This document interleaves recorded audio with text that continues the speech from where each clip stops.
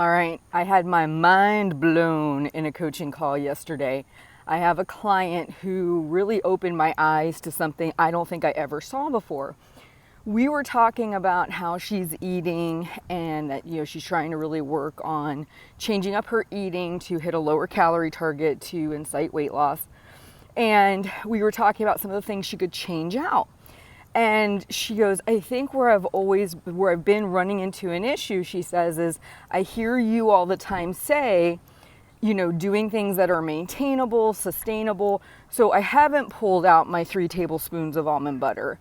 I haven't taken out this, that, and the other because I want to maintain those things in my diet. I don't want them to go away. And she goes, and I hear you say that all the time. And I assumed what you meant was for me to lose this weight in a maintainable way meant trying to keep as much stuff in my diet as I have now.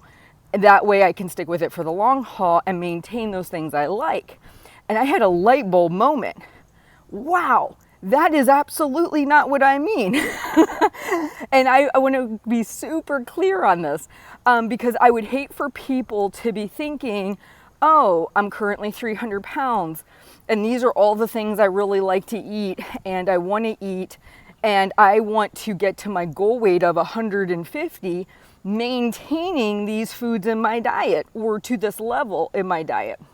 And if that is what anyone took from what I've said, I just want to be super clear and say that's actually not what I mean. When I say maintainable, sustainable, I mean the process.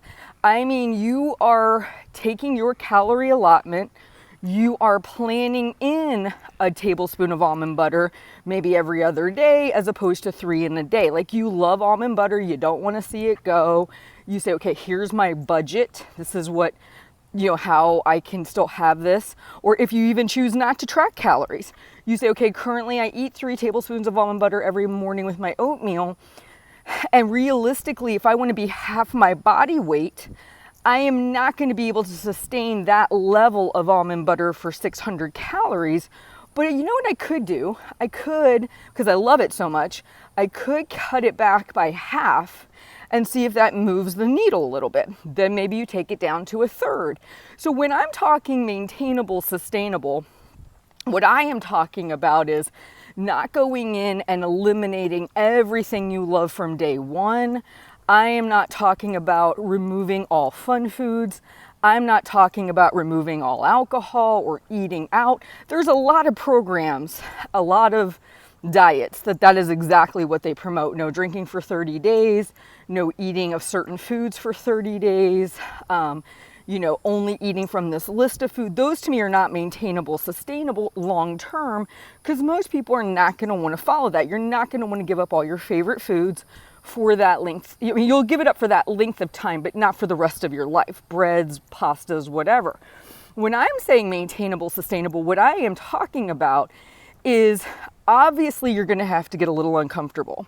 Obviously you're going to have to change what you're eating because the way you currently eat, if I follow you around all day long and you weigh 300 pounds, all the food you are consuming in a day is supporting your body weight of 300 pounds. If you want to be somebody half your body size, all that's got to change. But does it have to change overnight? No, you need to get down to the 275 version of food. Then you would get down to the 250 version of food. And then you'd get down to 225 and so on and so forth. Incremental baby step changes. All the while, still keeping things in your diet you really enjoy. So if you love ice cream, maybe you go from somebody who has a very luxurious ice cream of 1,000 calories a pint. Maybe you either A, choose to cut that in half and have 500 calories, or you choose to switch up the ice cream entirely and you pick a different brand with lower calorie consumption, you keep it at a pint, but you make a change, right? Like you have to change in order to go from where you are now to where you want to be. But when I say maintainable, sustainable, what I mean is you're not doing things that make it a misery to do every single day. You're not doing things that make it to where you want to kind of cash in your chips after the 30 days and go, oh God, thank you, yes, ice cream's back. pizza's back. I can finally eat the things I love again. See that actually there is a good example. If that is your reaction from what you're doing, thank God I finally get to eat the things I like again. That is an indicator that what you're doing is not maintainable or sustainable. What I want you to do is pay close attention to how you currently eat, how many times you go out to eat, how many nights you have pizza, how many times you get burgers out, how much ice cream you're consuming, how much nut butters you're having, how much alcohol you're having, all those different things. And then basically baby step yourself down on all those things to where you hit a threshold of those more indulgent, fun foods. You're bringing in more proteins and vegetables, things like that. And then what starts to happen is you start to become that thinner version of yourself while still maintaining the foods in your diet you enjoy. So I just want to be super clear, because when she said that, I go, could people have thought that? I'm like, oh no, there's no way, right? There's no way you can maintain the food you eat at 300 pounds and think you will be a 150-pound person. It's just not possible. Now, can the 150-pound version of you still have those things? Absolutely. In different quantities with different frequencies. So you might right now have 3 tablespoons of almond butter every single day.